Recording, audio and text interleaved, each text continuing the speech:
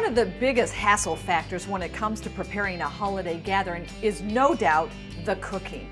I mean, you got to pick the right recipes, find the right ingredients, make sure the foods are prepared just right, and get it to the table at the same time, which would be nice, right? In a perfect world. That would be wonderful, Rebecca. I really feel this is the area I need a lot of help. Well, we've got help. This is Susan Westmoreland. She is the food director at Good Housekeeping, also acclaimed author from Good Housekeeping Step-by-Step Cookbook. So she is here to give some fabulous ideas on how to cut time, cut stress, and still make a fabulous meal. Yes. So where do we start, Susan? We'd like to just start in menu order, so I thought we'd start with appetizers. How do you usually do your appetizers? I normally put out a cheese and cracker platter to begin. Okay, so I thought maybe we could lighten it up a little bit and do veggies. I think whether you go to a club store or your grocery store, you can always buy, cut up veggies. What I'd like to do is transport them to your own platter, just in case you do the other thing, nobody knows, and it's a time saver. Okay, we've got everything set up here, and these mostly are good raw, but broccoli, there's something about raw broccoli and raw asparagus, you're just a little unforgiving. You want to make it a little bit more appetizing. So I have taken boiling water and just put this in for a minute and then drained it under cold water. And look at the color difference of this versus so much more this. Isn't that nice? Yes. So this will go on the plate at the last, and this can be done a day ahead too, and then we'll just cover this whole thing. And then we're going to just put our little Marzetti dressing on here, and perfect. And what I did, now it's nice. This is like, people love this, but it's not the prettiest color. So I saved some of the celery tops, and I'm just going to sprinkle a little bit of that on. And look, that's one. It looks like I did it myself. All right, there you go. What's next, Susan? Next, we're going to move on to some side dishes.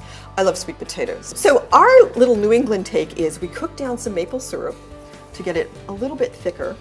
So this has been cooked down, and I'm going to throw in half a bag of cranberries. Right into the maple syrup. Right into the maple syrup. And you brought that to a little boil. I brought that to a boil, and I'm just going to stir it, and I'm going to put it back on the heat while I show you this little trick.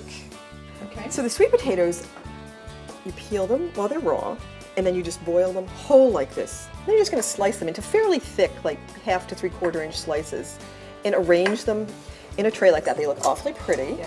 And this is the maple syrup cranberry mixture. It has, it has a little bit of butter in it, but it's not nearly as heavy and rich as the marshmallow. With the maple syrup and the cranberry, it's a little better for you than marshmallow.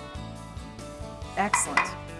Here's my intro to the main course. We're going to do ahead gravy. So you take, I think this is 3 wings that are cut in half, and some carrot and onion and celery, and you toss all that together with a little bit of oil, roast it in a hot oven, like 450 for an hour or so, and you pour on some water here, and basically you're just kind of like scraping up all those nice, gorgeous caramelized brown bits. So that's that. And then I'm just going to take this, if you, Joy, would just hold this strainer for me, then I'm just going to pour this in, and we'll measure that, and we want to get enough liquid to make 4 cups of gravy. So basically you take whatever you have, and then you want to fill it up to 4 cups to make our gravy. I think everybody loves gravy. You got to have at least a quart of gravy, right? So we're going to do that, and then we're just going to thicken it with cornstarch. And the secret to cornstarch is you always mix it with a little bit of liquid to get it smooth before you add it to other liquid, so it doesn't lump. So, should we plate our turkey? Yes. Okay, let's do it. But now let's garnish. I've got beautiful herbs. I've got some sage and some rosemary and thyme, which are poultry seasoning in its fresh form.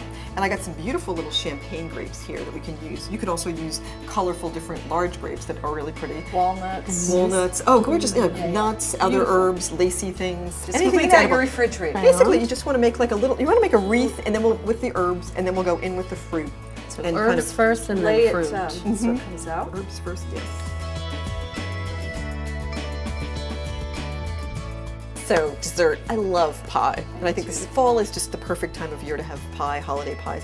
And apple pie is a little bit labor intensive because you're doing a lot of fruit and slicing. So we're going to get a little help from a can of pie filling. I love this more fruit pie filling from Comstock because it really is chock-a-block with fruit, and it's just nicely seasoned. These crusts actually come rolled up, and you just unroll them and put them right into, there she goes. Now, and you put them right in. These are wonderful. Yeah, just what you want to do is just make sure that you don't stretch it too much. This is new for me. You can just do a little crimping here if you want. This is, you've got this here, and you just want to roll it under a little bit. If you want to do that on the other side for me, that would be great. Faster. Look at this.